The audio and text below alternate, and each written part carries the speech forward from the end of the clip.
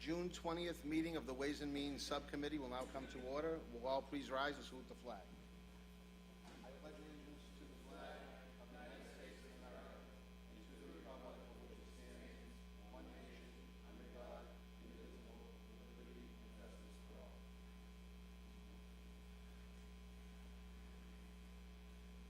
This is our second meeting in a series of meetings to go over the FY19 budget. I am happy to be joined with my colleagues here in the City Council. Starting to my right, City Councilor Arthur Gonasso, City Councilor Stephen Morabito, City Councilor Charlie Patch, City Councilor John Powers, and City Council President Jessica Giannino. We have scheduled this meeting for 2 hours, and we have 11 different departments we're going to be going through. So I realize and recognize that some of these department heads were unable to make it tonight, so we'll have to get them crammed in tomorrow night. But for those that are here tonight, I'd still like to try to stick to this 2-hour time frame that we've scheduled. So if you wouldn't mind, when it's your particular budget, if you wouldn't mind just coming to the podium, I'll go to the pages, and we'll go to the pages where your department lies. If you could go through the budget, pointing out in particular any changes that may have occurred, and then we'll open it up to councilors for questions. So with that, unless any councilors have any questions, I'd like to move on to our first department, which is the Mayor's office, and I see Mayor Arrigo here. If you wouldn't mind coming to the podium. And for the edification of the councilors, it is on section 2, page 4.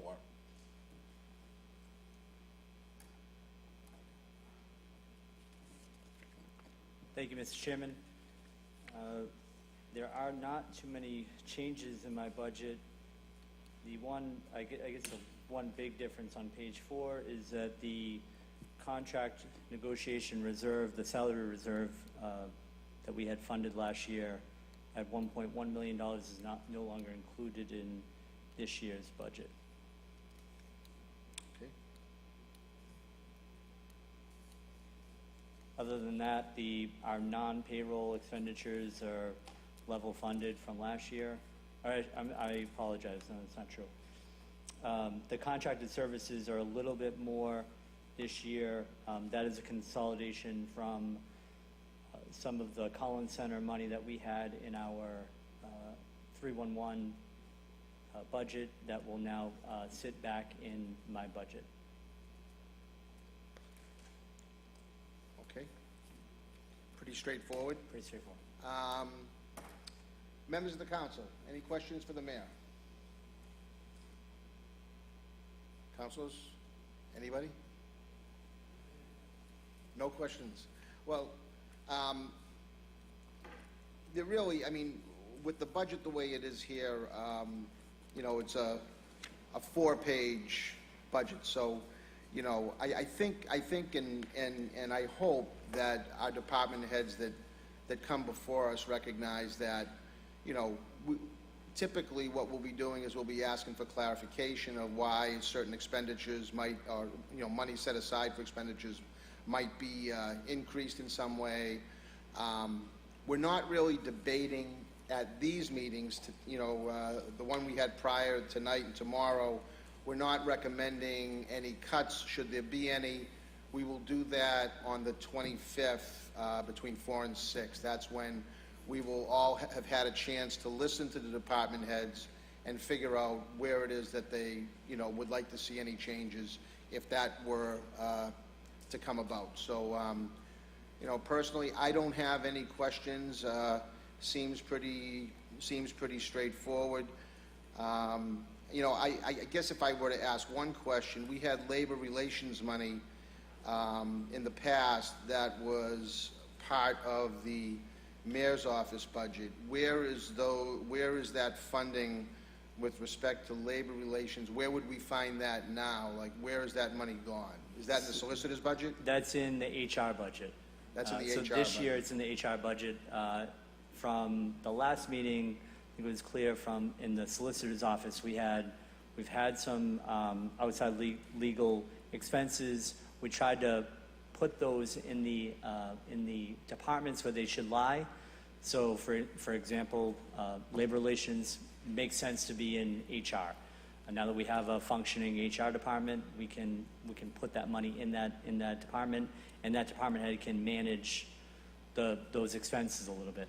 And with I know with 40U and outside labor council related to 40U, we put that in the 40U revolving account. So we're trying to we kept some money in the solicitor's budget for outside labor council, but his use of outside labor council is few and far between outside of labor and 40U, which Attorney D'Ambrosio is responsible for. So, and tax title, which sits with the tax title account that we had set up. So we're trying to put the amounts of money appropriately in the departments that should be responsible for them.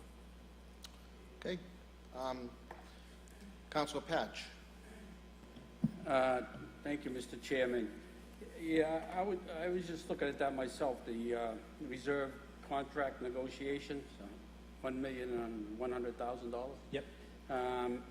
If I'm correct in saying that, I believe that all the unions are going to be coming up for renegotiation this coming budget, right?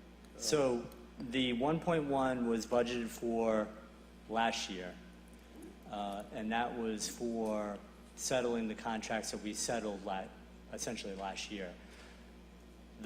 All of those contracts end June 30th, 2018.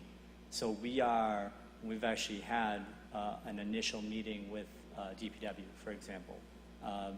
So we're going to be in negotiations with the rest of our unions, and hopefully this summer I'd like to get those contracts done and have the ability to move on. But the 1.1, I believe, and the city auditor can correct me if I'm wrong, but I believe that there is some money left in that account for reserves in the event that we settle a contract.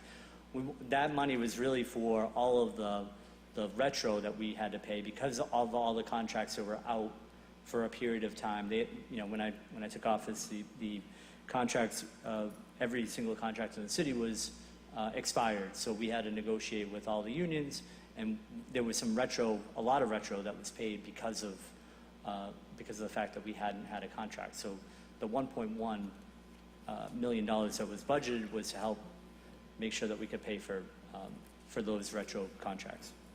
Well, where did as far as the attorney that you used, I believe it was Buckley, I believe he got, if I'm mistaken, over $200,000. Might even been closer to 300. Where did that money come from? So I'm not sure about the exact amount. I don't ain't think it either. was I'm close to sorry about 300. But as we presented to the city council, we had an HR report done in conjunction with the Collins Center, and it kind of laid out a lot of the concerns and issues that we had in the city in terms of management, in terms of the lack of human resources. And one small recommendation was to get HR on board. There were a number of other labor-related recommendations that we needed to implement, and I'd be happy to kind of share that report with you. Those recommendations and the things that we had to fix in terms of HR in the city were done with the help of Labor Council. And so that Labor Council number was high just because there were so many HR-related issues to deal with. We had, issues that were pretty clear cut, and that report is very helpful in terms of seeing some of the things that actually Attorney Buckley worked on, and they include things like people who are getting full-time salaries and working part-time. There were things like having people that had side deals for certain hours of work, which didn't really make a lot of sense. So those are things that we had to deal with, and Attorney Buckley helped out with that, and he was able to right the ship in many ways, and now we have HR in place. And so the ideal situation is that now that we have HR and we have a functioning HR department, we can move away from having the reliance on outside labor counsel to help move the city along. Okay, thank you, Mr. Mayor. I just want to make sure that we have enough, hopefully it ain't, it's not going to get that high this next budget, and No, and like I said, the expectation I is like- that the reliance on outside labor counsel would, as we have HR professionals working in the city, there's less reliance. And as we fix some of those legacy issues that we inherited, we can move forward, and there's less reliance on outside labor counsel, and really they could be used to just, at the end of the day, formalize contracts, between the city and the unions. okay, thank you. You had mentioned that there's a report on that human resources. I don't know that I've ever seen one. It would be helpful. It's maybe available if on you- the city's website. It's on the city's website? Okay, Yep. thank you. Councilor Powers, did you have something? Just one question.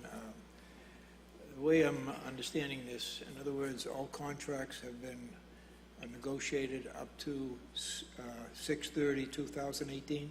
Correct. Thank you very much. Correct. Yeah. Thank you, Councilor. If there's no other questions, thank you, Mr. Mayor. Appreciate you being here. Thank you, Mr. Chairman. Next will be Chief Bright from the Revere Fire Department. And for the edification of the councilors that are here, page 63 through 68 under Section 2.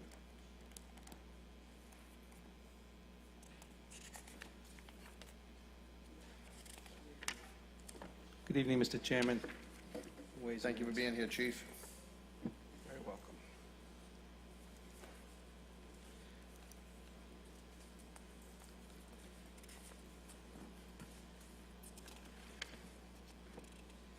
If you'd like to take us through these pages one by one, mainly to point out any major differences between FY18 and now FY19. Sure. I think most of the differences are going to be contractual. Most Okay. of salary out of the budget. The remaining, maybe 5%. Most of the stuff is level funded, as you'll see.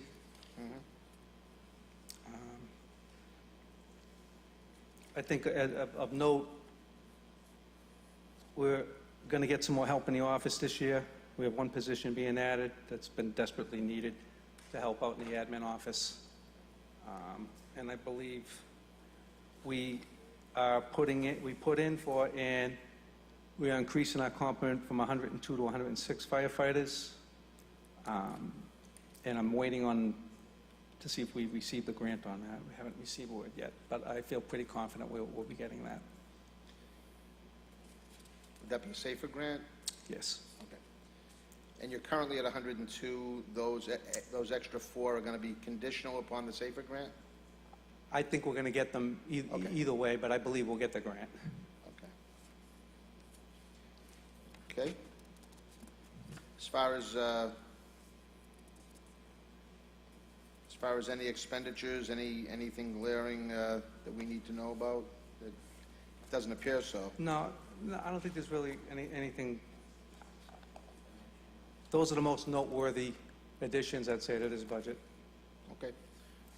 Just one point I'd like to make. The one expense that you might see reduces medical expenses. That would be the 111F workers' comp cases, and the idea is that we created that workers' comp fund, and we're going to try to fund all of our workers' compensation and expenses through that fund. So the $45,000 cut is the assumption of the costs for the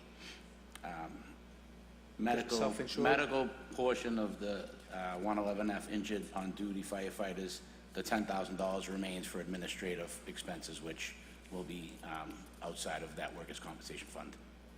Okay, can you point that out here? I'm looking for the medical expenses. It's the top. Okay, I see, from FY 66. '18, you're down 45,000. Just wanted to make sure that 67. everyone was aware that we are funding that just through the new fund that has been created. Okay. Okay. Anything to add, Chief? No? Okay. Councilors? Council Morbido? Thank you, Mr. Chairman. Just have a quick question. I'm inquisitive about the radio system. So obviously, the 911 system is a mandatory maintenance contract. How often is that renewed? Is there a set time for the contract?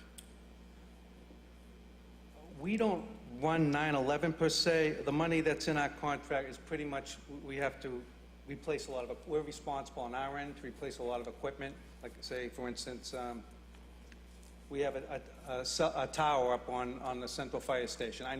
That's gonna need to be replaced. Okay, that's a big money item. That's probably gonna come out of that this year. Right now, we have a separate dispatch and everything, but the stuff you see in the contract for the fire alarm is our end of the equipment that we're responsible for, be it radios, any type of hardware, fiber optics, and anything that we need to upgrade the system, we gotta stay on top of or replace. That seems logical. That makes sense now that you elaborated on it. Also, for automotive maintenances, who services our trucks now? We have a mechanic, We and he do. does everything in-house, a lot of the maintenance stuff, any job he can do. A lot of times he'll team up with the police mechanic and some of our surrounding neighbors, and they team up to do work together.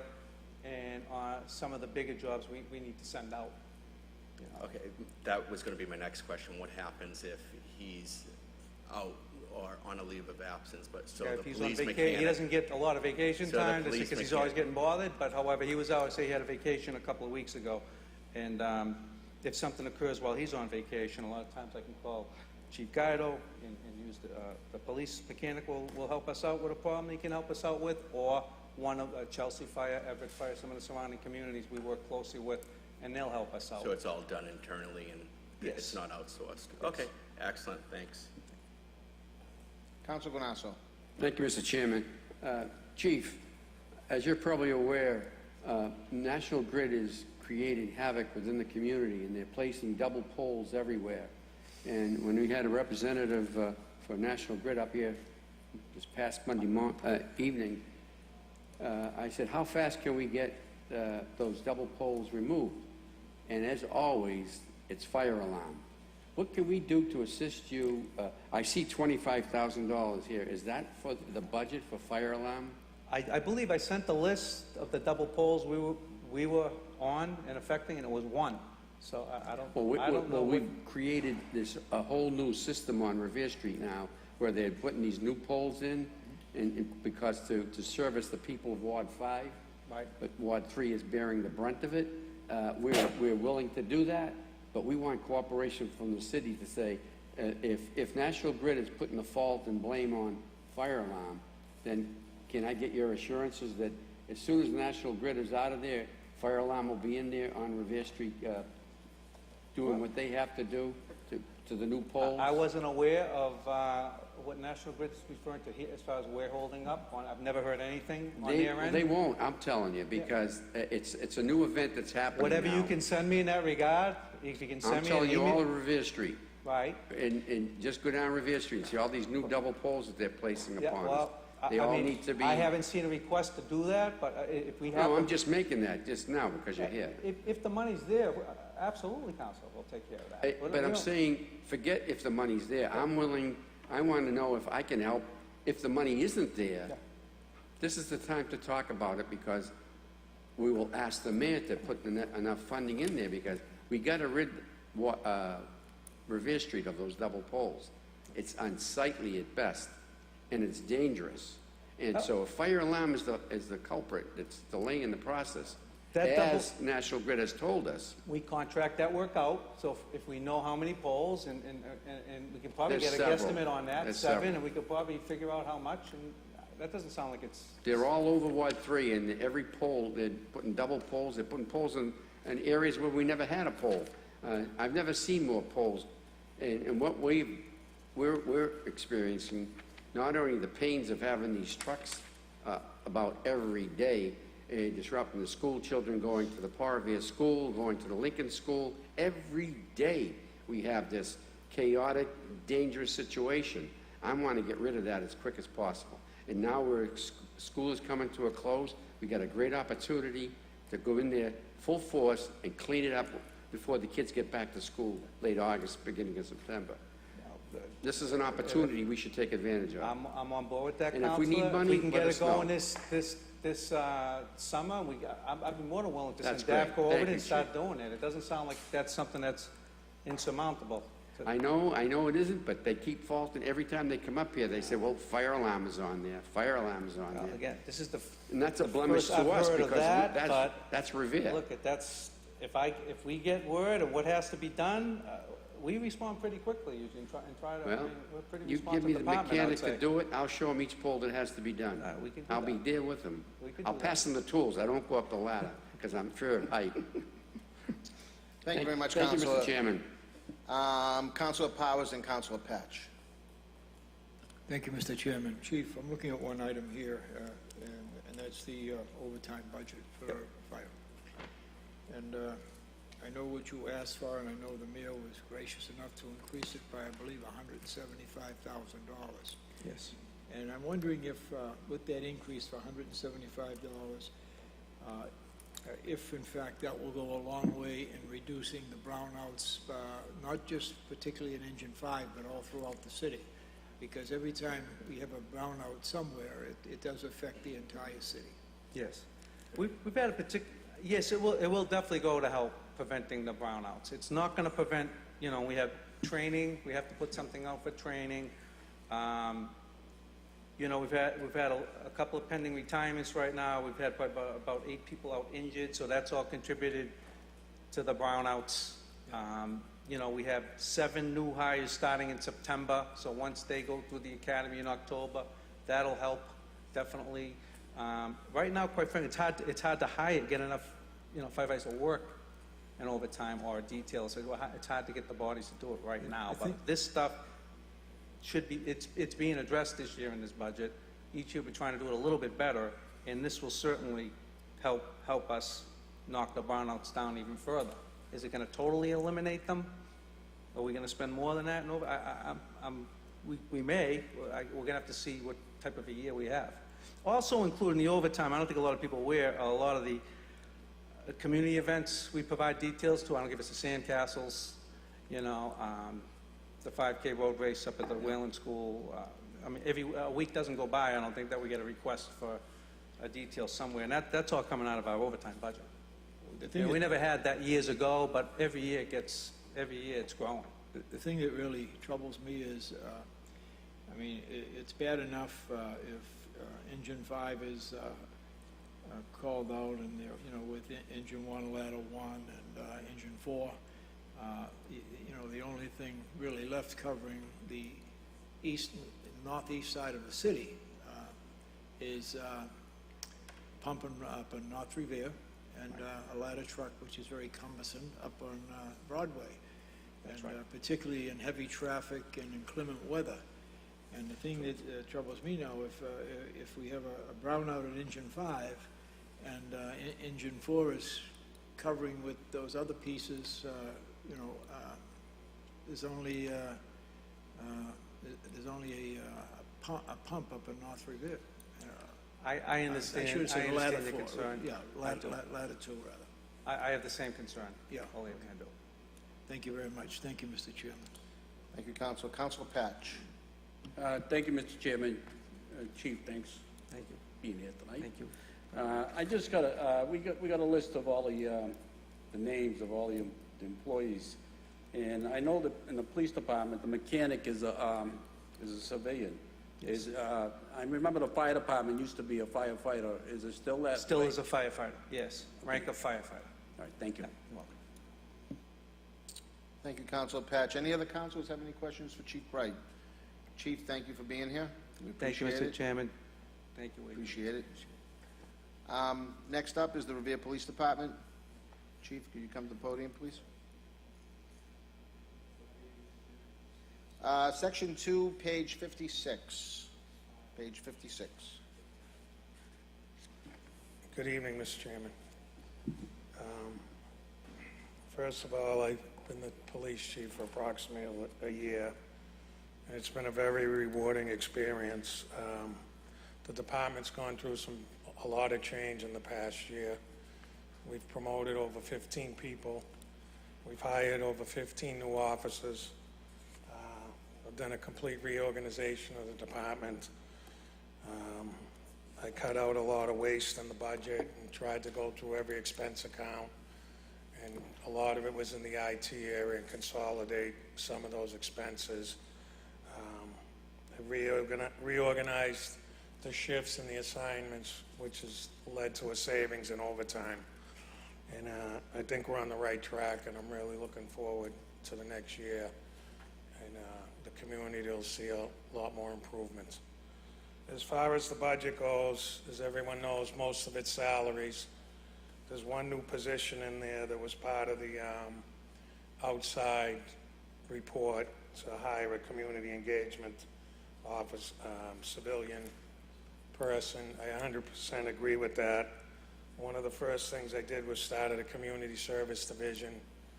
Captain O'Hara heads that, and we're always engaged with the community, but we're trying to expand that and get more engaged with the community and try to get engaged with the minority population throughout the city. This Saturday's the Moroccan Festival. We're involved with that. We try to get involved with all the groups when they put on community events. The expense accounts, I went through them with the mayor and the auditor. The only one I'm a little concerned about is the gasoline, but we're going to see how that goes. Right now, the fire department gas is up at the police department also. They do their, not the fire trucks, but their regular gasoline vehicles, probably 7 or 8 of them.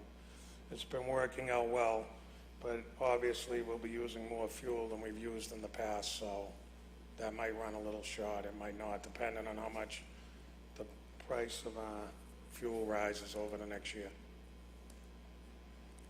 The last thing is, presently, the mayor budgeted for 103 officers, and the school department funds 3, which will allow us to have 106 officers. Presently, we're operating with 88 officers. We have 105, 3 are at the schools, there's 102. 8 are at the police academy. We hired 13 new officers, 8 are still in the academy. We have 94, we have 1 officer out on long-term injury, leaves 93. We have 3 officers in field training, so they're still not able to go out on their own, leaves 90. And I have 2 officers out on unpaid military. So I'm operating with 88 officers. Hopefully by the beginning of the year, I'll be operating with 106 officers. So there'll be a big improvement in visibility throughout the city. I hope to put the motorcycles back out next year. And this year, I'm striving to put out the pedal bikes, but it's going to be based on manpower and staffing of the shifts and overtime.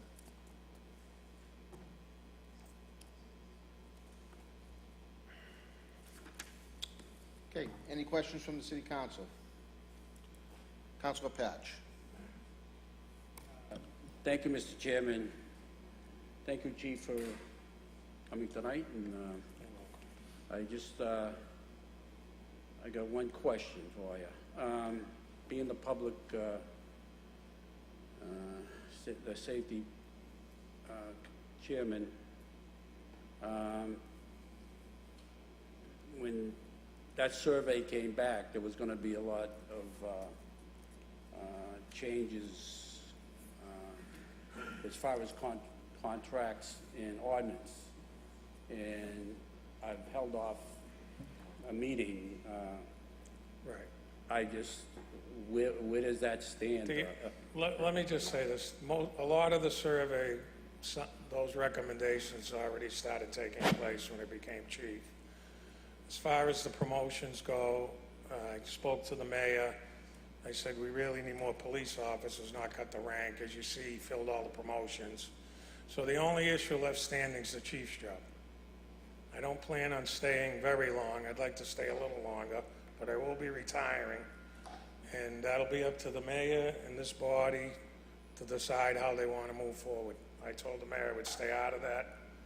I don't think, maybe when the time comes, I'll weigh in, but I think the department's moving in the right direction. The whole command staff's on board. I'm very pleased with the help I've received from the superior officers, the lieutenants, the captains. So I think we're moving in the right direction, and I think if the mayor sees that continue, maybe he'll change his mind. Maybe he'll want to see what's out there, and then it's ultimately his decision. So, Okay, I was just curious, because I thought we'd be getting a lot of input from the mayor and the police as far as changing ordinances, and you guys, I know you're coming up for contracts, so right, I'm I'm sure he's going to discuss that during contract Contracts. negotiations. Okay, But that's well- really the only major issue in that report. The rest is pretty straightforward, and I agree with probably 96% of the report. A couple of things I don't agree with, but all in all, I thought the report was the way the police department should function. Okay, thank you. You're welcome. Councilor Powers. Thank you, Mr. Chairman. Chief, question with regard to manpower on the streets in the evening hours. And I'm speaking of probably between, 9, 10 o'clock until 2 o'clock in the morning. What do we actually have out there for cruises, marked and unmarked, on the east side of the city? That's when they have the overlap shift, that's when we have the most officers working. Anywhere between 13 to 16 officers working. And they're all in cars out there? Well, you have the OIC, person on the window. Yeah. Sometimes you have to have a jailer, but there's 8 or 9, 10 cars out on the street at any given time. And that's, you say any given time, that's up until, what time does the shift change? The least we ever run with 9 officers in the street. On the street? On a shift. Yeah, that's marked and... 7 in the street. Okay. Thank you very much. Thank you, Mr. Chairman. Any other questions from anybody? I only have one question. This question is maybe more for you, Rich. We're asking, Chief Bright and now Chief Guido about how many officers, how many are we budgeting for? And we used to, at one time, have the number of, next to captains, you'd have how many? We have, 4 captains. We've got 8 lieutenants, whatever. Am I just missing it, or is it No, not that's in there? in there. I think it's on page 58, Counselor. Page 58? There's, the FTE is part of that roll-up of police chief, executive officer. Okay. So you got the total there. So- Okay, but we don't have we only have 18 and 19, correct? Like we have FY 15, 16, 17, 18, and then 19 on, on the budget summary. But then when we go back, we only have 18 and 19, so from a historical perspective, we don't have that to look at. I can't respond really to how it was in the past, I'm not sure. I know that this budget is laid out the way the GFOA requires the data. Historically speaking, I'm sure we can get that data, but this budget is kind of a product of last year's budget, and we just rolled it forward. But, as things come up that you'd like to see, we can certainly try to include them. But as you can imagine, the more years you add, the wider that paper gets. So No, we can I- definitely get you that information, but it's that far back isn't presented as part of this. Yeah, I Mr. mean, Chairman, I'm I just can talking- answer that for you. I'm just talking about, like, if you look at, like these pages, right?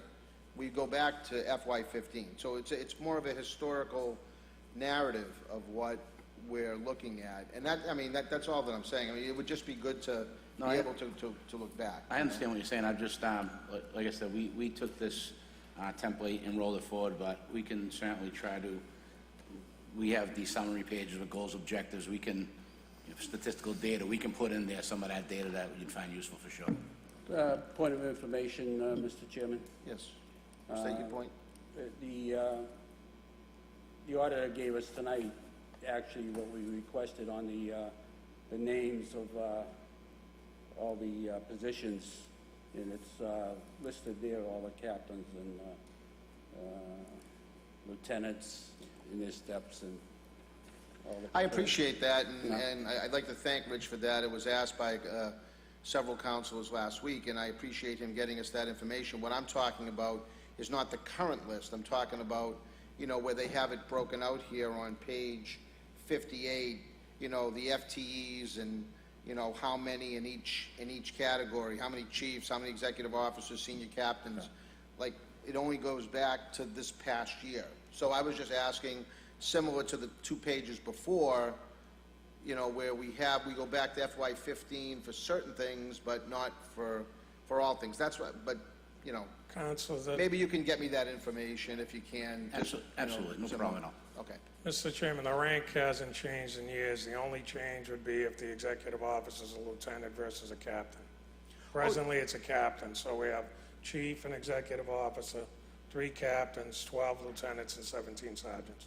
Right. And it's historically been like that, at least for probably the past 15 years. Right, but I don't know, maybe And I'm all the not, maybe I'm positions are not filled. getting my point across the way I'd like to. Like, you know, the number of No, I positions in understand each that. I'm just letting you category. know it Like, I'm hasn't not saying that the hierarchy isn't the same, or, you know, I'm not trying to say that has changed. What I'm trying to say is I just like to see, you know, more of a history on where we're at with respect to, you know, the numbers, you know, I know you say the number of lieutenants haven't changed, the number of captains haven't changed and all that, and I understand that.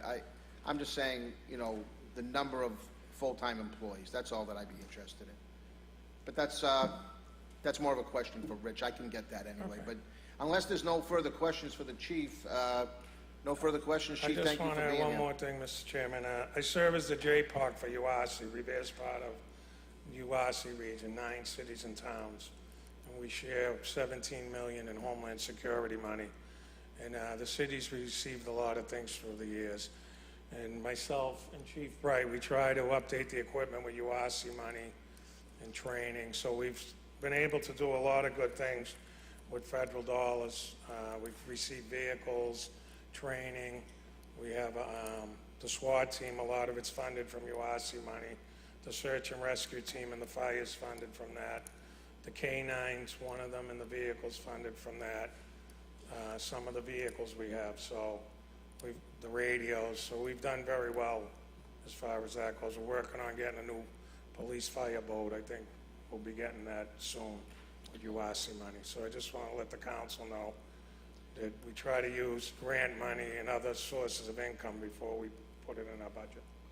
Well, we're certainly appreciative of that, and, you know, anytime we can get any kind of grant money, state or federal, we're always very happy about that. So, appreciate your work on that. Thank you, Chief. And I want to thank the auditor for all his assistance. It was a very pleasurable experience. Thanks, Rich. Thank you, councils. Okay, moving right along, I'd like now to go to the rec center. Anybody here from the rec center? I know the chief sits on the board, but I also have detail of the I'll budget, handle if that. you'd like, either he or I to get into the detail of that. Whichever one, that'd be page 69 and 70, under section 2. Mr. Chair, as the council knows, the prior administration committed to this joint dispatch center. It's been a very painful process. It took a lot longer than expected. We're finally open. There's still a lot of things to work out. Myself and the auditor, we kind of were the bad guys in the budget. We actually chopped it up a little.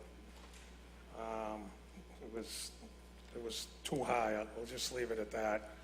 And as you know, it's in the police station, so I'm kind of involved in it every day. I really don't have final say, but I do have a lot of input in it, as well as the fire chief.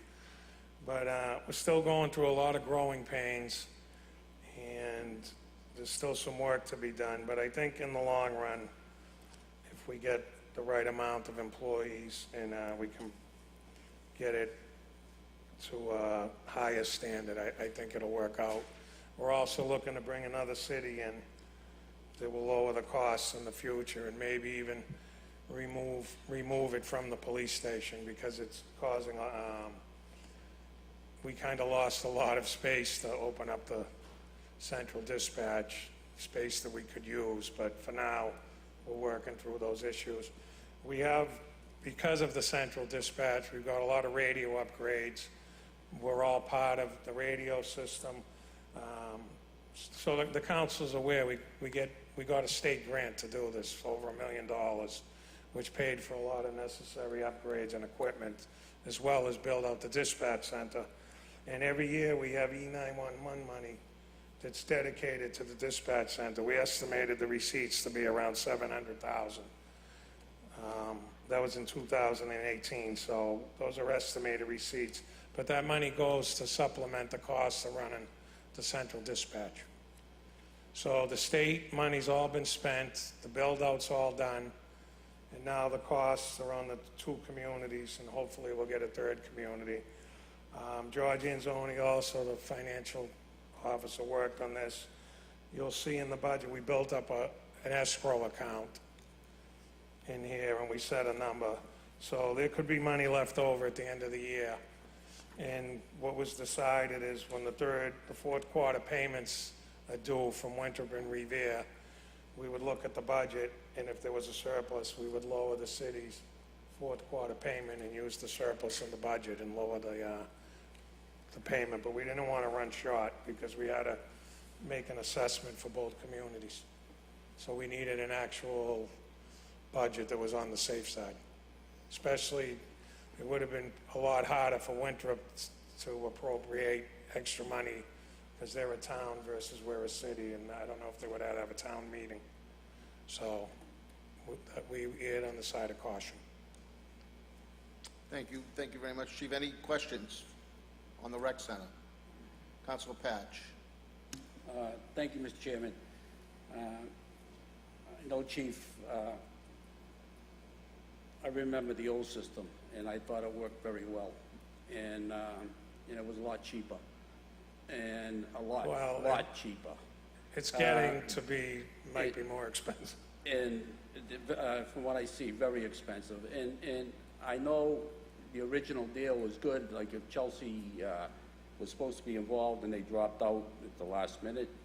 And I believe we're taking up, what percentage of, between us and Winthrop are we paying out of for this? The budget's based on the call volume, and it's been analyzed, so we're paying our fair share. I think down the road, there will be a 3rd community, and using the E911 money and other grants, I think we'll be able to just bring this under control. They're in the infancy stages, so there's a lot of overtime trying to staff it. People quit, you have to hire a new person, there's a lot of training involved. So they're constantly backfilling the positions with overtime so we can get to full staffing. It's been a challenge. I realize that, and I hear that from many of the I'm on the board, the Chief officers. Wright's on the board. We're addressing some of the issues. Yeah, well, good luck. Well, Thank you. I just wish the old, we used to get the part-timers, and we never really had a problem with it. I understand, and my original dream when we built the station was to just combine Revere Police and Fire in one room, a policeman, a fireman, and all the call takers. I agree with And you. it morphed into this, which wasn't my say, so I we can't definitely turn agree with back. that. I don't agree with this, but I agree with There's that. too much state money that was invested in this that we can't just dissolve it. Okay, thank you. All right, thank you, Council. Yes, Councilor Giannino. Thank you, Mr. Chairman. I have to say I agree with Councilor Patch. I know that you guys have had a lot of growing pains with this and have done a great job trying to get it up and running, but I think that the old way was much better. I think that residents preferred the call takers that were familiar to them. I think that people felt more comfortable having a police officer or a firefighter or someone with more experience in the field answering their calls and their concerns. I think calls were directed easier, and less mistakes were made because of that experience. I hope that it gets better in the future, but ideally, you know, whether we add another community or not, it's a burden on our city right now. So I honestly, I know it's a huge investment at the state level. In retrospect, I don't think it was the best choice for our city, but we're stuck with it, so we have to deal with it. And I think our only option is to bring someone else on board, but then they're kind of stuck in the same situation we are. So I have my reservations with it, but unfortunately, there's nothing we can do about it. But I will say that our police and fire department have done a great job doing what they can with the resources they have in this situation. Thank you. Any other councilors have any questions? You know, this is a process that the state encouraged the cities and towns to get together and do, as you know. Speaker DeLeo was very instrumental in pushing the city of Revere and the town of Winthrop to get together on this, and he was completely on board with this. And actually, I'd like to thank him for all of his hard work and his efforts in helping the city along. And it's like any program, when you want to advance your technologies and trying to keep up with modern day policing, you know, I mean, the old way you're more comfortable with, but you know, going forward, this is a wave of the future. There's a lot of communities that are doing that, and I think originally we did have it planned for at least 3 communities. One did back out. I was told as of a couple years ago there was another city or town that was interested. I'm not sure where those conversations have gone, but again, that would lead to more state funding that would lighten that load with respect to the finances. But you know, I think long-term, once people get used to it, the system itself, it's going to be something that I think is going to keep us going in a positive and more innovative direction with respect to call taking and dispatching. So that's just my opinion, you know, having worked on it a little bit. So, And for the record, I believe when Councilor Rizzo was the mayor, he inherited this project also. I think the wheels were in motion before he even became mayor. And one last thing, Mr. Chairman, I know it's late. The IT in the police department, I'm going to outsource it. We're going out for bid for some 24/7 services. I know the council's big on residency, but it didn't work out. We advertised the job 3 times. It really set the department back a great deal when you didn't allow us to hire that person that we had at the time. I don't think he would have stayed long. I think we were a stepping stone, but at least it would have got us off the ground. The whole place runs on technology. The phones, the computers, the cars. Every single day there's a computer issue. So I have Lieutenant Ford. We're going to outsource. There's a few companies that do it. And then I'm going to come back to the council. I'm going to outsource the major stuff and try to hire an IT person at a lower level to do the small stuff. So we'll see how that works out. But it's a major problem. There's not a day goes by that there's not a technology issue. well, I think the needs for technology increases certainly in the police department. Constantly. You know, but you know, so many departments are reliant upon technology. So it's important. I think one of the things, and unfortunately we couldn't keep them around, but you know, we did give a dedicated, I believe a dedicated, you know, I think Guillermo was down there for a while, wasn't he? Yeah.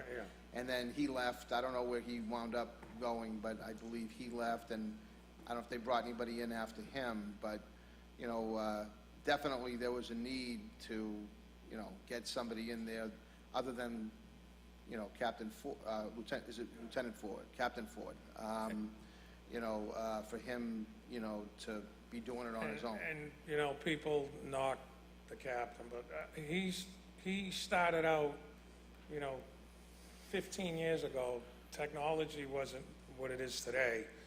And he's basically self-taught, and he's brought us to where we are today. And I think he's done a really good job. Now it's just too complicated, and we need to bring in some outside help. But he's kept the place running, a one-man show. And you know, everyone doesn't see what goes on behind the scenes, but it could take 2 days to fix one problem.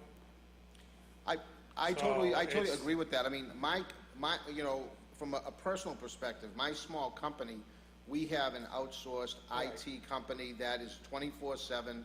We can call them anytime. I mean, I think, you know, you've got an entity like the Revere Police Department, you should have a company that's 24/7, that you That's can where we're call at headed. any time, that has 100% reliability and dependability. Sometimes, you know, you hire a person, they seem really good, you vet them, but they're walking into a complicated situation. So I would only say that if it's gonna be something that will be outsourced, you wanna make sure that when you do the RFP, that you've got a lot of escape clauses if they're not working out, so we don't want, you know, I mean, which I'm sure. Well, actually, two of the companies we presently work with, so we're kind of familiar with both of them, but we can't just pick because of the amount will be over the procurement, so we're gonna have to put it out, and hopefully one of them. That's what I mean, when will- you write up the RFP. We have to write up specs, what Right. we want, and then they'll give us a price for what we want included.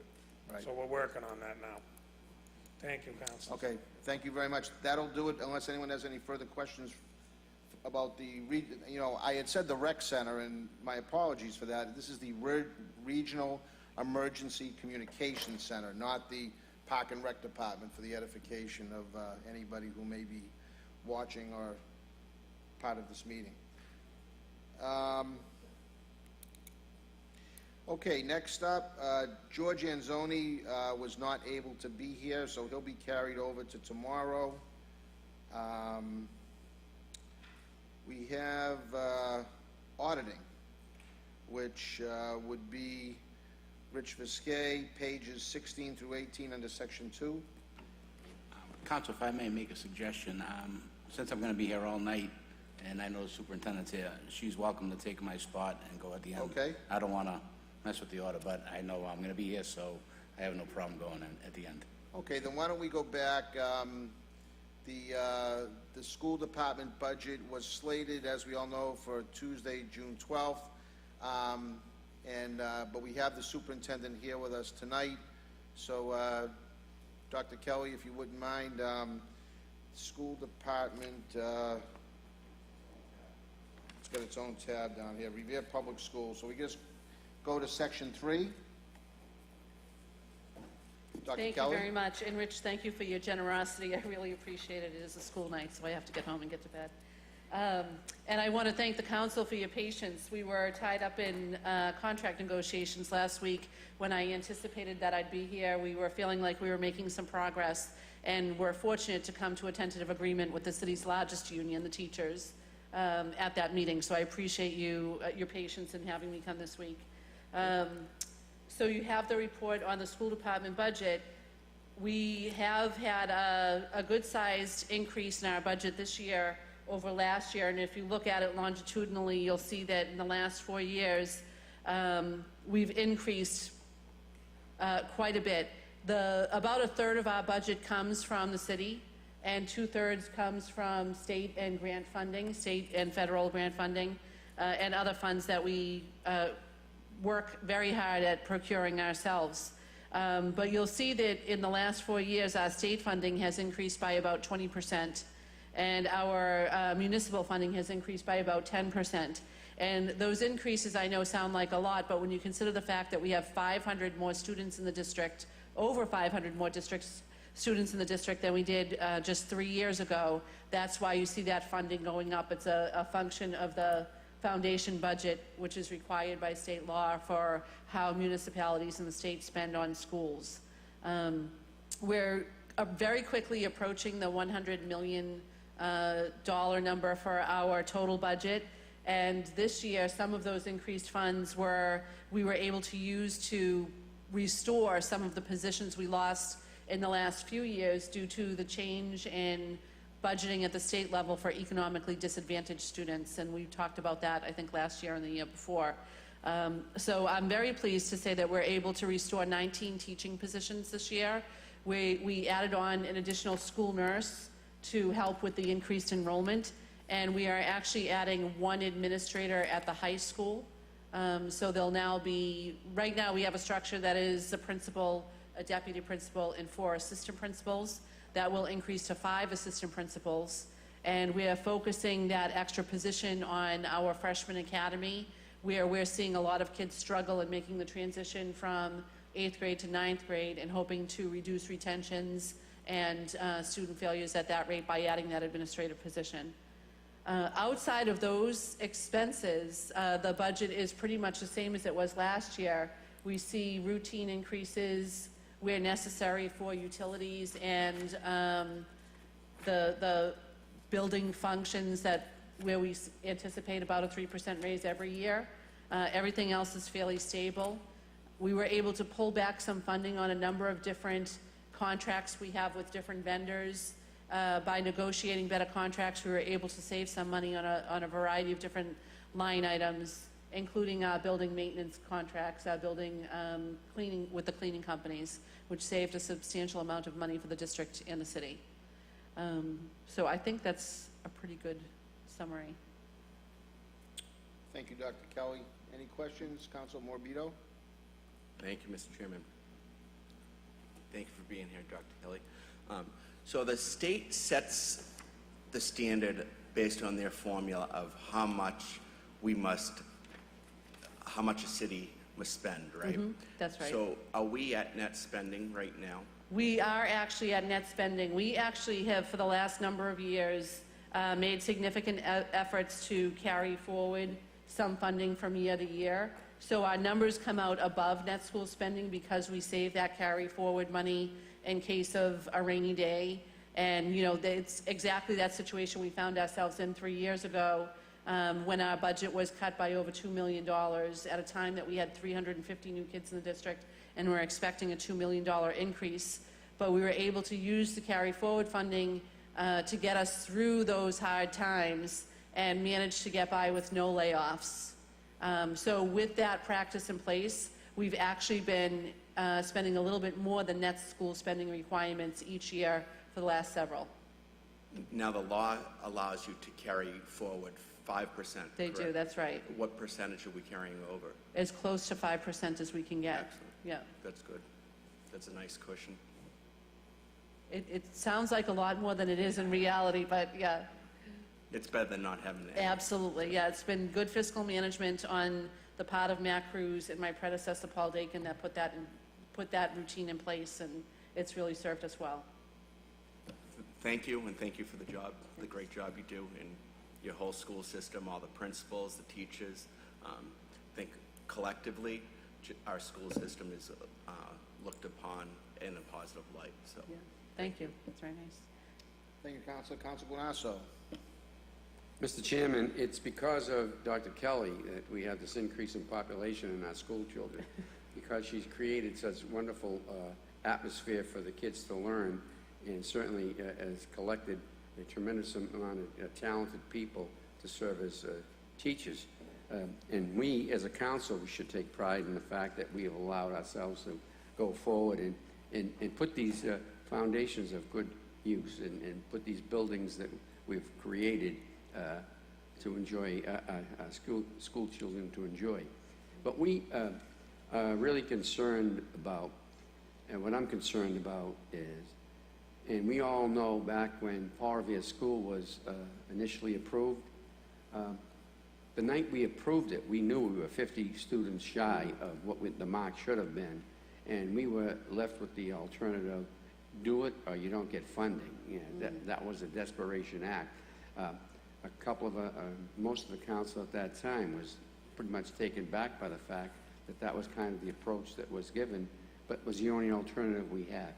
So now we're experiencing a lot of pain from those actions, and the Paul Revere School, it's got a tremendous amount of activity, and they're doing an innovative school, by the way, under your guidance.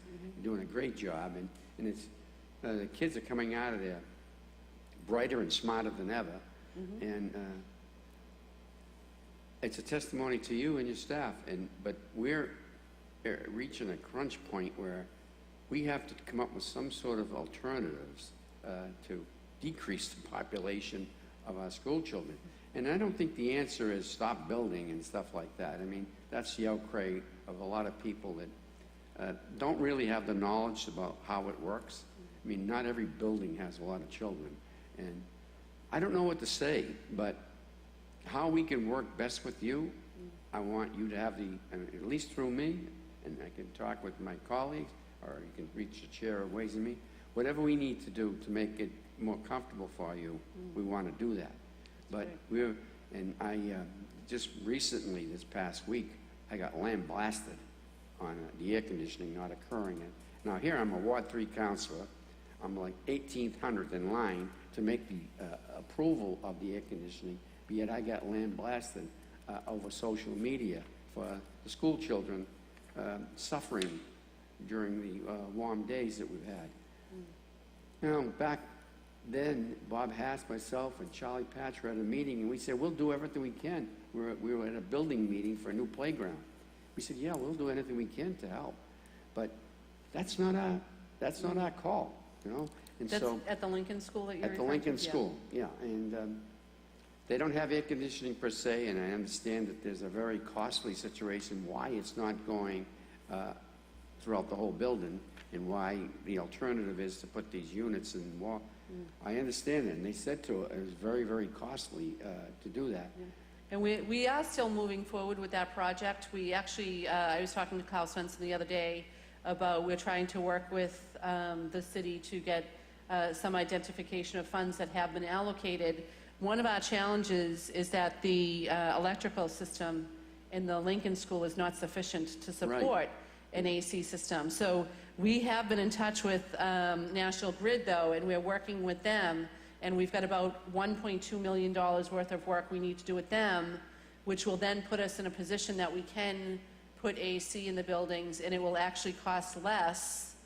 The AC system will cost less once we upgrade the electrical than it would if we tried to put in an AC system that really wouldn't work anyway with the current electrical system the way that it is. So it's a long process. I know it's been going on for a long time already.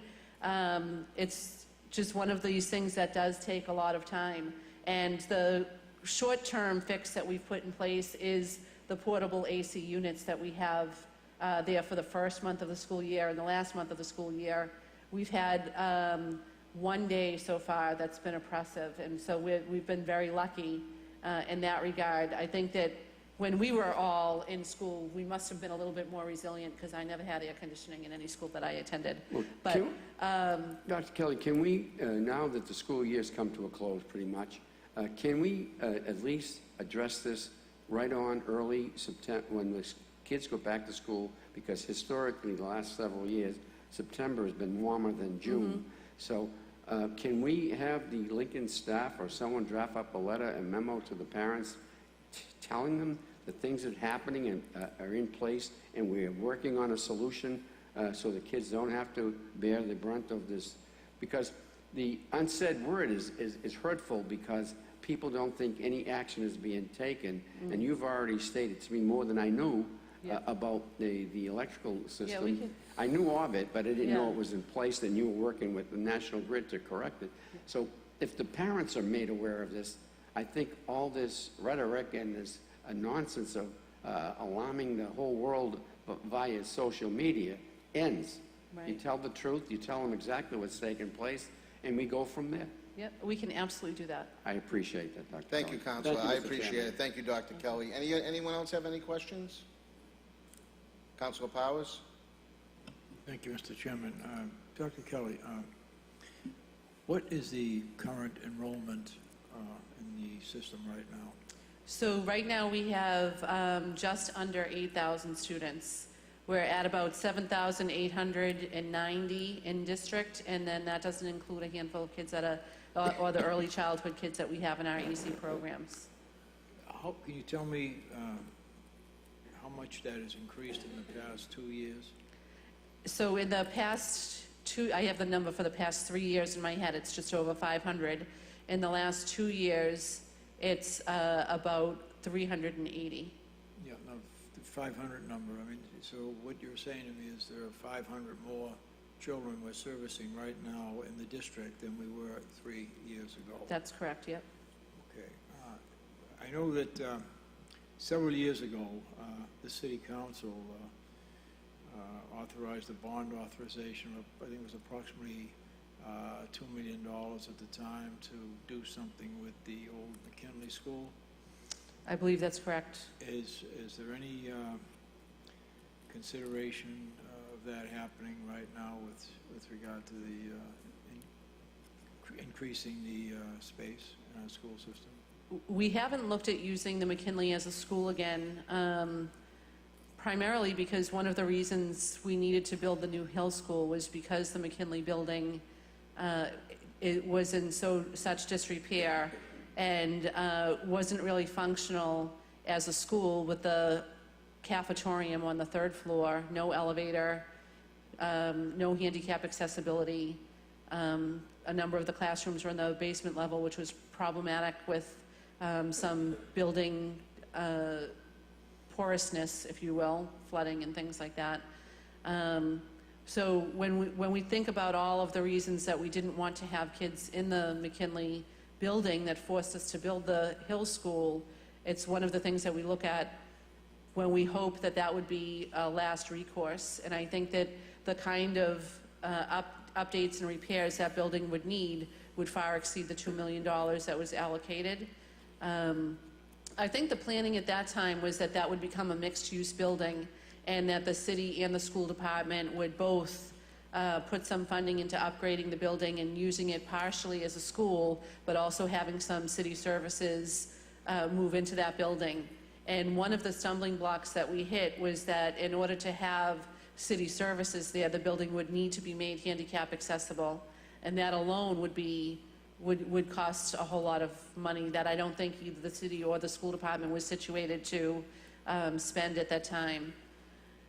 So I think that's what one of the roadblocks was. As Councilor Guanasso pointed out, the Paul Revere School is overcrowded, but the truth is all of our schools are overcrowded, every single one of them. And to generate relief across the system, I really feel like the best plan for the city going forward is to identify some space where we can build a new high school, create a central middle school where the current high school is. We would reuse that building. It would need some upgrades, but not the kind of money that we're talking about to build a whole new building. And that would make the middle schools available to become elementary schools, alleviating the pressure there. And we would have to look at specifics. I mean, it might make more sense to leave the Rumney Marsh Academy as part of a central middle school with the current high school building in order to house the 1,600 kids that we have at the middle school level right now. And then just use the Susan B. Anthony and the Garfield Middle School as elementary buildings. So there's a lot of specifics that would need to be worked out with that kind of a plan. But it's the one plan that allows us as a city to build one new school and alleviate the pressure across the system. If we were to try to, for example, rehab the existing high school and maybe do an addition and keep that as the high school for the city, then we would need to still be looking at building another middle school and building another elementary school in order to alleviate the overcrowding at those grade levels. Well, that's where I was going with, Yeah. with this. I was, thinking that if the McKinley School could, because we, in the city hall, need more space also. The city is growing a lot faster, I think, than any of us ever anticipated. To put some of the city offices in there and also to create some space in the high school to move the administrative offices in there with the, in the McKinley School. And I think that would probably work no matter how many new seats we provided in the district to have the administrative offices in the McKinley School, along with some of the city services. So I don't know how many, how much space, how many seats that would provide in the high school if the administrative offices were moved out of there. Yeah. I think that the administrative offices used to be about 8 or 10 classrooms, so that's pretty much the space that we would gain by moving out of there. One of the biggest challenges with the current high school is that the lab sciences are not up to par. They're not modern enough, and there are not enough of them. When the high school was built, kids took science if they wanted to take science. They took science if they wanted to go to one of the better colleges, or if they intended to study science as their graduate program when they did go to college. Today, every child, regardless of what they intend to do after high school, is required by the state to complete 3 years of lab science. So that is what has changed the dynamic of what is needed in order to have a modern high school. Because kids have to take biology and chemistry and physics, whether or not they want to go to college or join the military or go straight to a career if they're joining one of the trades. Some people might say that they don't necessarily need those 3 years of science. I'll always say it's a good thing for every kid to have a foundation in every area in order to understand what they're interested in. But some people would say those kids might not need all of that lab science, but the state dictates that we do provide it to them and that we do give it to them in order for them to earn a high school diploma. So the games have changed from the 1970s when the building was built to where we are today. So Is this something that could be added on to the existing high school? we did try to do it the MSBA came out with a specialized loan program when the state started this mandate of schools that all kids complete 3 years of a lab science. They recognized that most high schools were not equipped to offer that. And they put out a grant program, which we applied for, and they came out and did a study of Revere High School and determined that the rest of the building was insufficient as a high school to warrant putting that kind of money into it. And they said to us then, you need a new building. The lab sciences are the biggest problem, but we don't have this kind of computer labs and technology. We have piecemealed them in there, but that's another compounding factor to the space issues at Revere High School. If you go back to when the building was built, not everybody was doing stuff on computers. We didn't need that many computers. We've converted a number of rooms into computer labs because that's what everybody uses now. Kids, it would be unheard of for a kid to write a paper on anything other than a computer, you know? So we have to accommodate for all of that as well. And when the MSBA came out, they said there's too much that needs to be done to make this a modern high school building. You need to just build a new school. I So, guess that answers my question. Yeah. I just wanted to throw that out there. yeah, they're all great Possible ideas. And scenario. honestly, if God willing, we're going to get invited into the core program this year, which we won't know until December. But if we do, all of those options will become part of the feasibility study. So they'll look at, is there another place in the city that would serve as a spot for a high school? Should we rebuild exactly where we are? Should we build on the fields and then make the building where it is into fields? You know, they'll look at all of these different iterations. Would an addition onto the building work? They'll look at all of that for us and help us decide as a community what's best for the kids of Revere. Thank you very much, Dr. Kelly, and thank you, Mr. Chairman. Thank you very much. And, I'm being very liberal with, the back. I mean, these are questions that really aren't pertaining to the budget, but we don't get a chance to see you that often, so I'm allowing it. But we do have several other department heads that need to be heard prior to 7 o'clock, so we could just try to stick to the budget if we can. That would be great. Councilor Patch and then Council President Giannino. Thank you, Mr. Chairman. I'll be very, very brief. Dr. Kelly, thank you for coming here tonight. Glad to be It's here. good seeing you again. I just want to mention, I'm sure the mayor, I know my colleagues and myself are very happy that we only have to come up with a third of the budget for the school department. And I hope the day doesn't come that's changed. And I also would just like to make a comment. I've had the good fortune of going to the graduation class for the last 11 years. And it's just amazing what a great job the staff and your staff, yourself, your staff, and the teachers do in the system. Because when you sit there and you listen year after year, Harvard, Princeton, many BC, I could go on and on with the good schools. It's working. So I want to congratulate you on that, and please keep up. I hope you and everybody just keeps up the good work. Thank you. Thank you. We couldn't do it. The teachers and the administrators are key, but we couldn't do it without the support of the city council and the parents. That's what really helps the schools be successful and helps these kids be successful. Thank you, Councilor Patch. Council President Giannino. Thank you, Mr. Chairman. I'll be brief as well. You know, when you look at this budget, it's a very lean budget, but when you think about the impact that it has, when you invest in the schools and invest in the kids, you invest in the future of our community. So I think it's really important that when we look at the investments we make in our school system, that we're not looking 5 years down the road or 10 years down the road, we're looking 20, 30, 40, 50 years down the road. And I think it's really important that we set a precedent to, even if it's a more expensive option, do what's right and fix it right, rather than putting Band-Aids on things so the next generation and the generation after and the generation after have to fix it. You know, when you look at something, just for comparison, like all the drainage and pipe issues we're having in the city, for 50, 60 years, the ball kept getting kicked down the road, and now this generation is dealing with 60, 70 years of neglect. I don't want to see the same thing happen with our school department.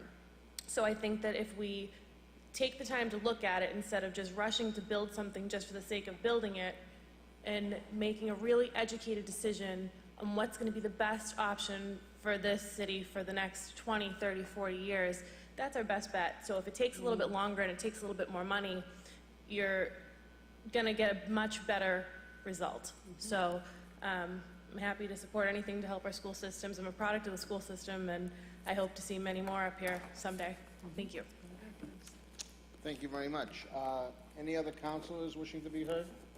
I don't have any specific questions to the budget. It looks like we're still under, unless my math is off, under $13,000 per student. We're a little over now, Okay, just a little bit, okay, but we're right about in that ballpark. all right. Well, you know, I think, you know, given where we have been historically, we're controlling costs pretty well. And, you know, the school system has always been one of those sources of great pride for me as a city councilor and a former mayor.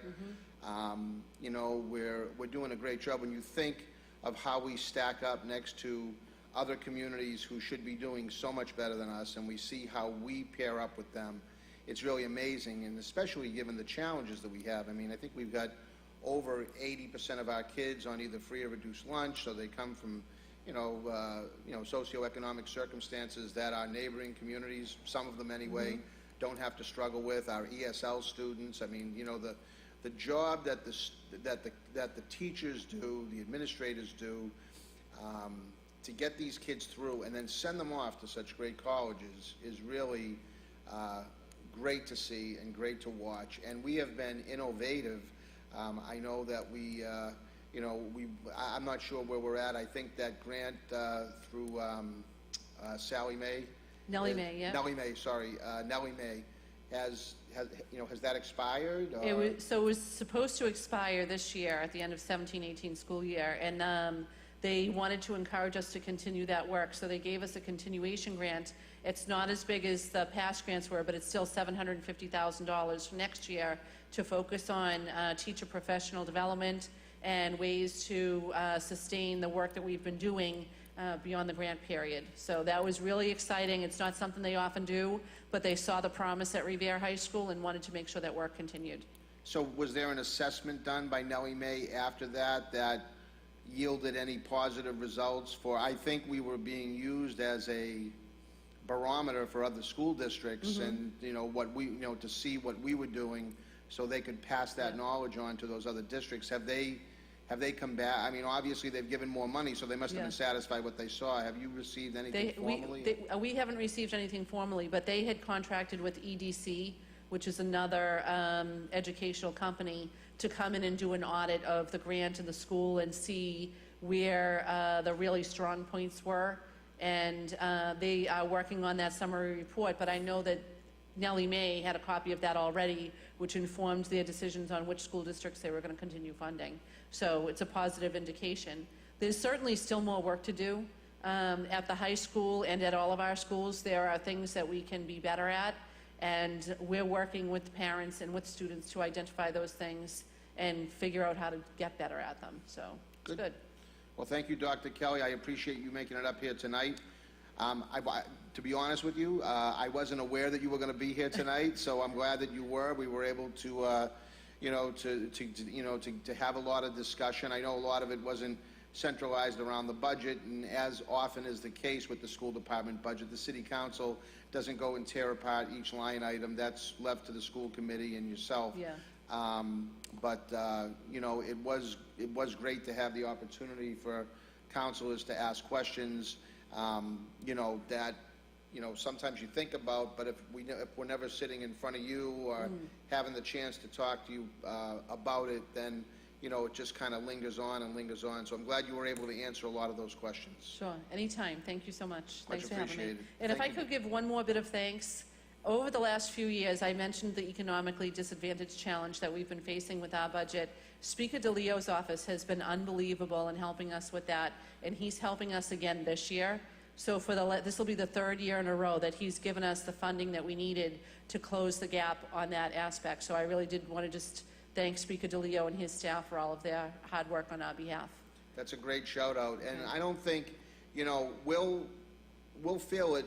I hope it's not for a long time, but we'll feel it when he's gone. We've been very fortunate to have a representative of the city of Revere as Speaker of the House. I mean, there's 351 cities and towns, and there's only one speaker, so we've been very fortunate, and I'm glad you gave him that shout out. I'm sure that he and his staff will be too, so thank you very Great. much. Thank you all. Thank you. So next up, actually, Rich, you're going to be the sacrificial lamb. You're here anyway, so you'll go last if that's okay. So we don't have to hold other department heads here. I believe assessors was going to be up. They had indicated they'll be here tomorrow night. They couldn't make it. Purchasing, Marie Zalandi could not make it, so she's not here. So we'll move on to information technology. And for the edification of the councilors here, it's section 2, page 22 through 25. Good evening, councilors.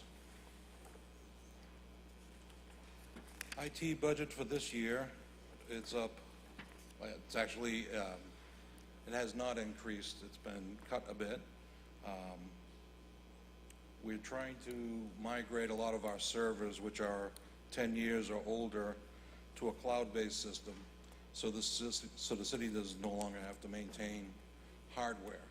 With the hardware cost and the technology changes, it just makes more sense to outsource that portion of it so that those items are replaced on a regular basis.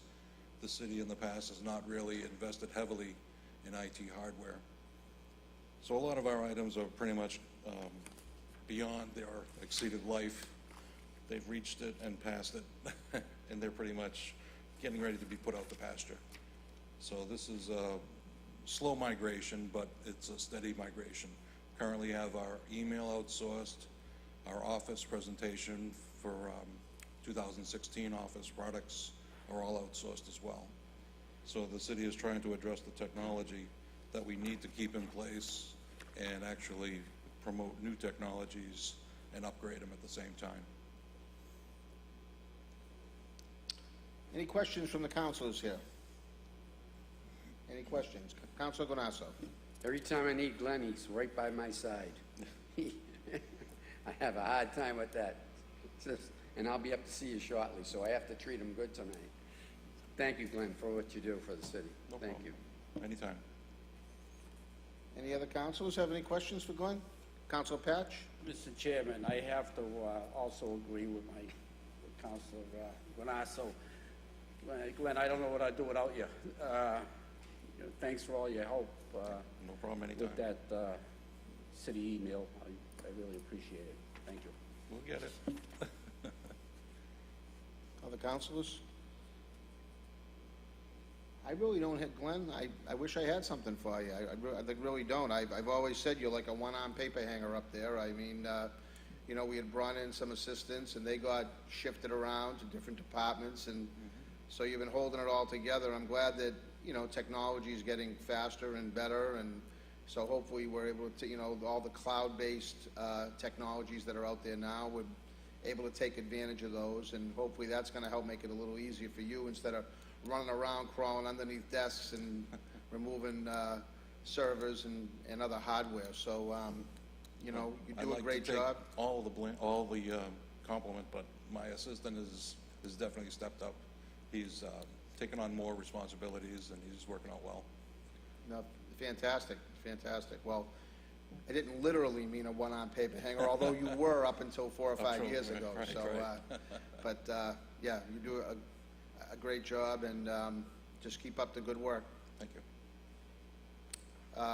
Thank you very much, Glenn. We'll move on.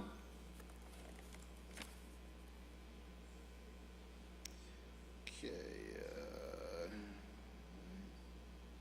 Office of Innovation and Data Management, pages 13 through 15.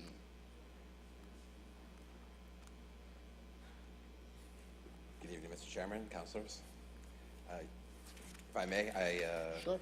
you, I'm sure, have noticed that if you've seen my budget, that we've requested an additional person in the 311 office. I think it would be helpful if I provided a little bit of context around the work that the Office of Innovation and Data Management has been doing in the last year and will be doing in the next year to explain to you the addition of this person, as well as some of the other things that you may see in my budget.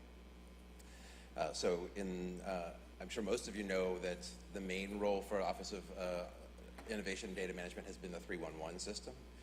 We've taken in 17,000 calls since we went live in around August. 3,500 service requests have been put in, of which 3,000 have been completed or closed. There's a little bit of detail. I can get into that if you'd like. Many of those that remain open are more longer-term issues, such as sidewalks, repaving of streets, removal of tree stumps, recycling bins, things that require funding that are remaining open until those items can be closed.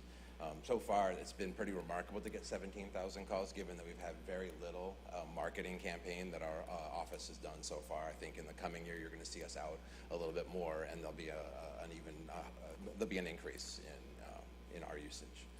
It's been, I think, a tremendous success for the program so far. I think the two guys that are in there right now are just really impressive. I'm so proud to have Alan and Randy, and I know they get a lot of calls and they deal with a lot of people who are often upset, but I think usually very appreciative of the service and the constituent service that they are giving on behalf of the mayor's office.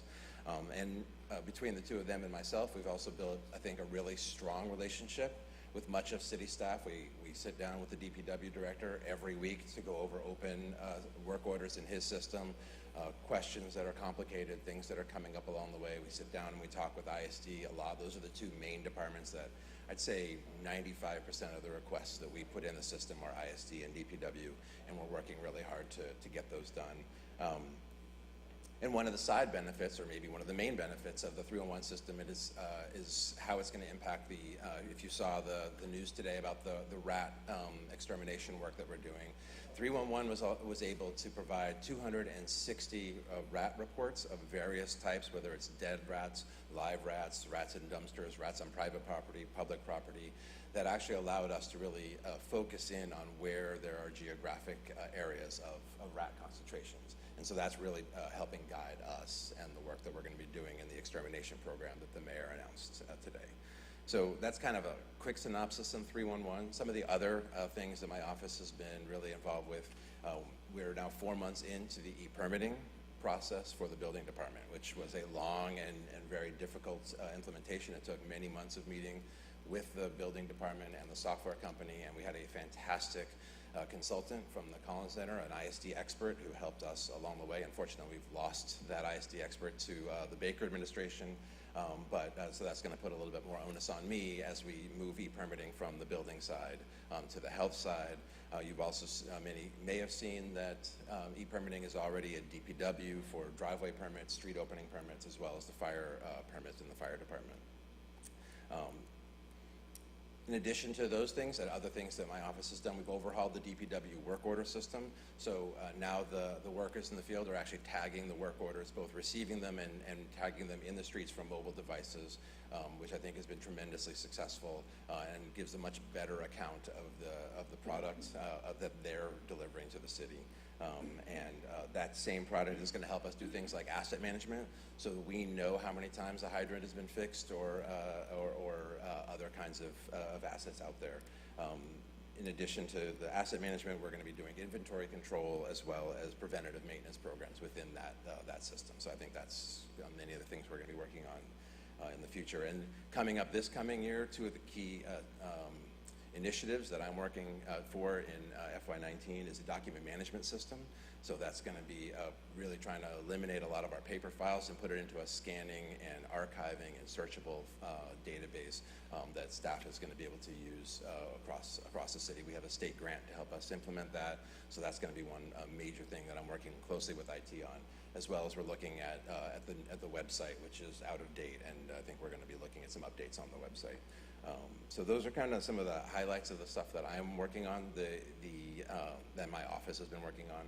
The new staff person is going to be critical because we have issues with, so this new staff person is part-time call taker and part-time data analyst. The call taker piece is important because we have people who go on vacation or have sick time, and we often find ourselves really short-staffed with one person in that office, and if that one person is taking a lunch break or a bathroom break, we really have nobody available to take calls. So that's why we think having somebody who's available part-time to take that on, maybe help us expand our hours a little bit. We do see that there are some calls that come in on Friday afternoons, so maybe we'll look at sort of shifting some hours around so that we can accommodate that. Those are some of the things that we're looking at on that side. On the data side, I think that's really important, to have some sustainability and have another person in the office who knows a lot of the e-permitting and DPW work that is going on beyond just myself. And that's really, I think, a key piece. Whether I get hit by a bus or win the lottery, you want to have somebody available who can pick up where I might have been to be able to help along the way. So that's some of the key stuff related to that staff person, the sustainability and the expansion of the call stuff, as well as being able to, I think, ultimately reduce some of our call center reliance, especially on the data stuff, and be able to bring more of that in-house and reduce the budget in other places. So that's kind of the quick version, maybe not so quick, on the budget piece. I don't know if there are other questions that you or the council. Well, thank you very much for that explanation. I'll open it up to councilors. Council Powers. Thank you, Mr. Chairman.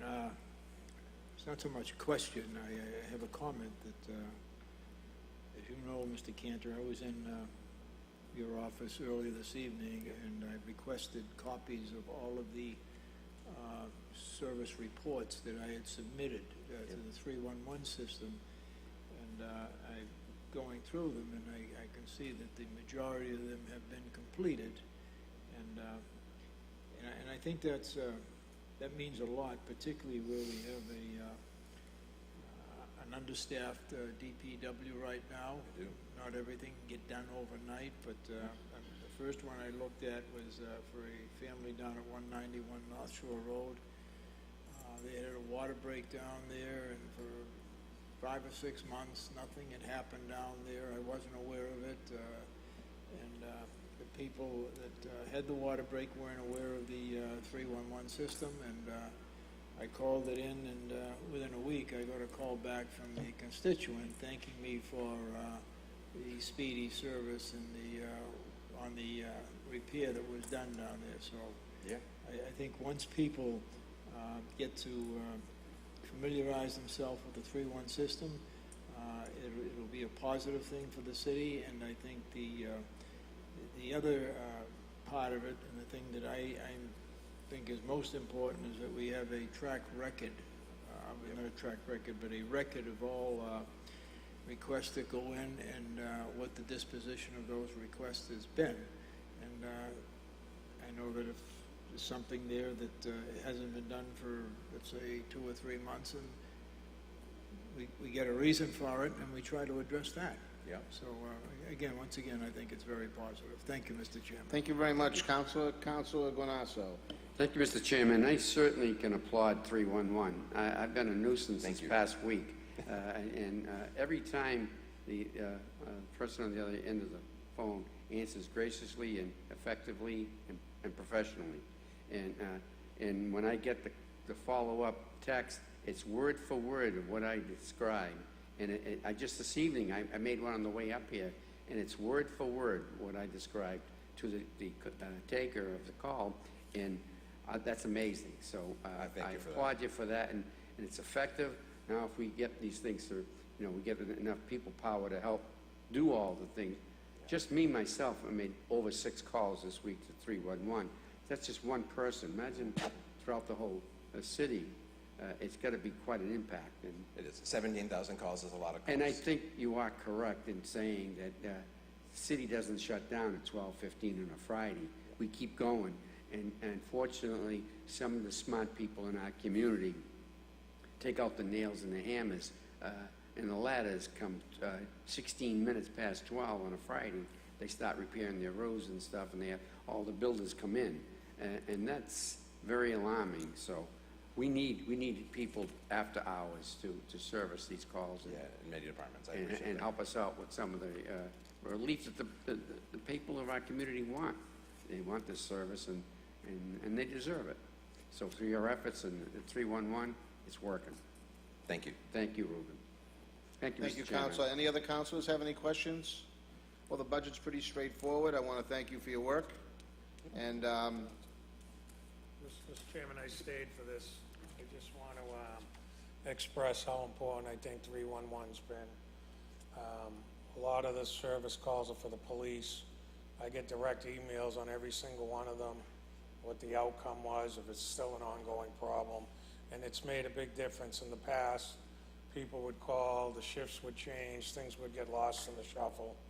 311 keeps a database, there's a follow-up, and it's really been a big, big help, especially for me as the police chief, to know that issues are being addressed. So I stayed here purposely to commend the 311, and I think it's a great program. And if we have the ability to expand it, we probably should, not only for traffic situations, but how loud parties, kids, everything. I get an email right away on my phone, and I get the outcome, what they told the people, what needs to be done if the problem was resolved. So I thought it was important, because I have a lot of interaction with them every day, to state that to the council. thank you very much. Thank you. If there's no further questions, we will move on to Human Resources. Pages 10 through 12. Evening, Mr. Chairman, councilors. My name is John Viorello. I'm Director of Human Resources. We have a pretty straightforward budget, but I'm happy to answer any questions you have. I think the only item of note would be outside legal services, which I know was discussed during the mayor's budget, and I think the solicitor's budget as well. It's one that's been moved to my department, and it's designed to handle contract negotiations and a little bit of employee relations, just issues that, for whatever reason, rise to the level of, requiring legal representation. Thank you very much. Councilors, any councilors have questions? Councilor Patch. Thank you, Mr. Chairman. I see here, as you know, we were here, I mentioned the legal services in the mayor's office. And I see here it's only 50,000? Correct. That's correct. Well, I think last year the figure was much larger than that they used on outside legal services. I believe it was. As was noted earlier, there were some pretty intense contract negotiations last year. I came in kind of on the tail end of that, and I think Mr. Buckley was used quite extensively during that time frame. However, I believe a lot of the sort of major contentious issues, whatever they may have been, were sort of dealt with at that time, and I expect that our contract negotiations moving forward are going to be a lot smoother. So we probably won't need him as much. And, just to do a little shameless self-promotion, I am in place now, and so on the employee relations front, we expect that there will not be a lot of employee relations issues that rise to the level of needing legal counsel. Well, I hope you're right. I mean, Me too. I negotiated for the police department for Right. three administrations, and it never got done nice. But I hope you're in the ballpark here, but I don't think you are. But that's okay. Thank you. Councilor Ganasso. Thank you, Mr. Chairman. John, I hear all good things about you. A lot of people in City Hall. Thank you. Applaud you for what you do and the way you conduct yourself, and applauds to you, because obviously we don't see much of what you're doing, but we get the wording from others, and what I hear is very, very good on your behalf, and thank you for your service. Thank you, I appreciate that. Thank you, Council. Thank Any you, other Mr. Chairman. councilors wishing to be heard? Councilor Morabito? Thank you. I have a non-budget related question, if I can state it. Yeah, I know. Go ahead, everybody else has, Yeah. Councilor, go ahead. So, You may as well get off the budget too, so that's okay. now that you're settled in, is there a employee handbook that states benefits, earnings, like for non-union employees, like? So I'm glad you asked that question. I actually have, I have a handbook that I've written. It's completed. It's out for review with the department heads. I wanted to give them a chance to look at it, read it, see if they had any questions, concerns, comments, revisions, things like that. In terms of benefits and pay practices, it's a little bit light, and the reason for that being, as you well know, most of the city's workforce is unionized. All those agreements vary, and so it's kind of tough to compile them all into one book, especially where they could change. I mean, I could have written that, and they may all change, in a couple months. So as far as benefits go, and pay structures, it's not so much focused on that. It's more on policies and procedures and things of that nature that aren't covered in a union contract. I believe having a human resource department is very beneficial to the city. It's a one-stop shop, whereas before, if you were a new hire, you're basically left in limbo. You're told to go to the benefits director at one point, then for health insurance, then you have to go to the retirement system to figure out your retirement. So it's good to have that one-stop shop. Thank you, I appreciate that. Any other councilors? My question, again, I apologize to you, but it's more toward Rich. As I look at the group health insurance costs, 17.5 million almost, but I don't see the 2015, 2016, 2017, and so is that, which part of the budget is that in now? Is that, in 2017, it was at 17 million? I believe all those are in the unclassified section, the 900 section of the budget. That's where your workers' comp, your health insurance. Okay, so that's not going to pertain to his budget anymore? Well, again, just, I started in January. I inherited the format that was here, and I'm certainly looking to improve it, make it more user-friendly. I believe you guys have before you, and gals have before you, a document that provides much more information, hopefully helpful to you as you do this, but certainly open to suggestions on how we lay it out. But to your point, Councilor, they decided to put that in unclassified expenses as the 900 series, so I think at one point it was in... Where would that be in our budget? It's, let me see, give me 1 second, I'll find it for you.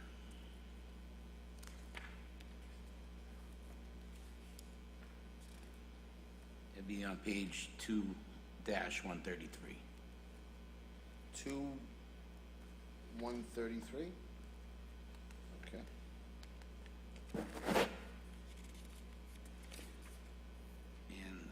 And as you'll quickly see, there's no history in the back 3 years because, again, they were in different locations in prior fiscal years, so I can understand how it's a little hard to compare year to year to year, but by inheriting this as the way it were, it's hard to change it in the actual accounting system because you mess with the integrity of the ledger, so we don't want to reclassify it within the general ledger, and a lot of this data is data dumped out of that ledger, so certainly email me, call me, let me know if there's things I can do. I can footnote something here to give some more data or such, but it's a work in progress. Okay. If any councilors have any questions pertaining to any insurance, just direct them to Rich, and or you can direct them to me, and I'll direct them to Rich, however we work it. But, John, I don't have any questions specific to your budget. Appreciate your service. You're doing a great job, and I hear all good things. So appreciate you being here tonight. Thank you. And let's see, I think we're right, Human Resources, we have Rich now. We have Rich, we have auditing, Hello there. pages 16 through 18. Thank you, councilors. Fiscal year 19 budget has a few changes, one of which is, you may see, a new line for contracted services. What we're trying to do in the auditor's office, per some of the management letter comments, is we want to create policies and procedures written for all of the financial operations. So we've begun with some fiscal year 17 money to address that. We've had some discussions with my office, budget, auditing. We've had conversations with purchasing, and we are about to, in the next several weeks, planning to do treasury, collection, payroll, human resources, and just kind of memorialize what we do on a day-to-day basis, going back to that. If one of us gets hit by a bus, how's the operations go? It also helps when we have new employees and people want to understand how we do business. What's the process by which you process a warrant, process a payroll, reconciliation of cash, accounts receivable, et cetera. So a lot of this is institutional knowledge of people who've been here for years, but doesn't help us much when we're trying to figure out how the day-to-day operations go. So we're hoping to get that funded so we can memorialize and document all our written policies and procedures. Otherwise, the budget's pretty straightforward. I have a staff of 5. I'd like to thank all my staff for helping put this budget together. I hope it's useful to you and gives you a clear picture of what's going on. But other than that, I'm happy to answer any questions with regard to any matters. Thank you very much, Rich. Any questions for the auditor? Any questions from councilors? Rich, I think this is not going to be questions for tonight because you're not going to be able to answer them. Again, I'm trying to see how we're trending with certain expenses, and some of those, you know, you had said you've transferred into, you know, the unclassified. So, you know, maybe what I'll do is I'll shoot you an email. It's not, you know, it's not going to be worth talking tonight because you're not going to have the information handy, and you know, you're going to need some time to probably look it up. So I'll send you an email, but just, you know, curious about, like, I see one here, we have environmental insurance. Doesn't look like it's been budgeted for 2019. Now, as you may not know, we had a serious oil leak at the Beachmont School that cost the city millions and millions of dollars because we didn't have any coverage. And I'm just wondering, you know, we talked about, you know, the old McKinley School. We talked about, you know, there's other schools that we could potentially have a problem for, and that, to me, you know, was an important factor to protect the city if we had any environmental accident going forward. So I don't see that budgeted here, and maybe that's just something that you can kind of follow up for me and see if that, you know, why we're not still considering that. I can certainly answer that. Just like the health insurance and Medicare, they're classified in the 900 series, right? So just briefly, when you look at the way the budget's laid out, it's in conformance with the UMass accounting system that's governed by the state, and they categorize the 100 series general government, 200 public safety, 300 school, et cetera, et cetera. They classify the 900 series as these kind of other expenses, which are typically fixed costs, your insurance, your health insurance, your workers' comp, et cetera. So, and that also flows right into the Schedule A that's reported to the DOR. So my guess is that someone had decided to reclassify these because typically you won't look at an auditor's budget and see insurance premiums in the auditor's budget would kind of skew the data when you're trying to do comparisons at the state level. So I believe some of these were moved just to try to line it up more with the UMass accounting system. So I can assure you that we have money budgeted for insurance. I can also assure you that because it falls under the auditor's department, have had a consultant, Kevin Donahue and Associates, come in and review our policies just to make sure that we are covered for what we need to be covered for, because I'm no expert in insurance. I know you are, but I had to have someone look at all the insurance and make sure we're properly covered, so I'm actively managing that, but it's just in a different section of the budget, so I can certainly guide you to that. Yeah, it's just that portion. I mean, I know it's not the group health, it's not the property and casualty, it's the environmental. And by the way, I am certainly not an expert in environmental. I just know that I became an expert in paying millions out to the Beachmont School as a community, so the goal for me was just to try to protect the city against any, and of course, we had to call in, you know, somebody that dealt. That's a real kind of specialty. There's not a lot of people across the country that even deal with that. And so, so I felt confident and comfortable that if we ever had another incident, that at least the city would be protected and that some big insurance company would pay for our loss instead of the taxpayers. So just want to make sure that we're still looking at that and that that's going forward. Yeah, I'll certainly follow up to make sure we have that coverage, but again, we have an agent that guides us through that, and on top of that, for another layer, we have hired a consultant to review all the deck sheets and all the coverage, and I want to make sure not only are we, if we're underinsured, but I also want to make sure if we're overinsured, and I just want to make sure that those premiums are in line. All right. Are there any further questions? Well, you know, we wrapped up. Rich, thank you very much for appearing here tonight in both capacities. Our next and final meeting before we vote on the budget, and by the way, as individuals, members of the committee or not, if there are cuts in here that you would like to propose, please have them ready for our June 25th meeting. We'll be meeting again here tomorrow between 5 and 7. I think at that time, our Board of Assessors will be here, our purchasing agent will be here, and I believe George Anzoni, our Director of Finance, will be here tomorrow. So it'll be a pretty busy meeting. Again, that's tomorrow from 5 to 7, and I want to express my appreciation of the councilors who are here. I know everybody here, for the most part, with the exception of a couple, have full-time jobs that they have to attend to, and starting right at 5 o'clock isn't always the easiest thing to do, but I appreciate them being here and being part of this process. So, again, Rich, my thanks to you, my thanks to my colleagues, and we'll see everybody here tomorrow at 5 o'clock. All right, thank you.